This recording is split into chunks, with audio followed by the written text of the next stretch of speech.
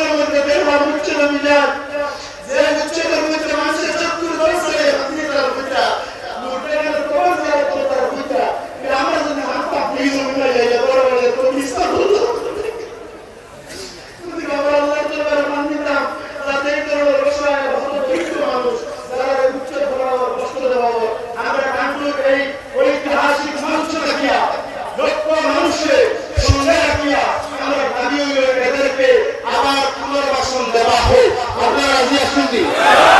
আমরা পুনর্বাসন চাইনি। আমরা এত কষ্ট দেওয়ার কারণ কি? আমরা ইমানদার। আমরা যদি ইমানের ভিতরে থাকি, জমিনের কোনো অপশক্তি আমরা রাখতে পারছি না। আমরা তাহিনু ওয়ালা তাহজানু ওয়া আনতুম আ'লাউনা ইন কুনতুম মুমিনিন। আমরা ইমানদার যদি আমরা যদি বিপদ থাকবো, আমরা কোন করে মারার চেষ্টা এখন করি না। 1000 বছর আগে থেকে মুসলমানের উপর দুশমনি করে মুসলমানদের পৃথিবী থেকে মিটানি সম্ভব হয়েছে নি? আর মিটানি সম্ভব হয়নি। যদি আজকের মধ্যে থেকে direct message doctor Himanta Biswa Sarma, তুমি চলে আসো এই কান্ত জমিন থেকে। আমি বললাম ডক্টর সমাগম লইয়া তুমি যত অপশক্তি করো, আসলে জমিন থেকে তুমি মুসলমানদের চালাইতে আর মুসলমানদের মিটাইতে। এই সমস্ত মুখ্যমন্ত্রী বারবার আইবা মিটিবা, কিন্তু আসলের মধ্যে মুসলমান আজ আসুন টাকা কি থাকতে না।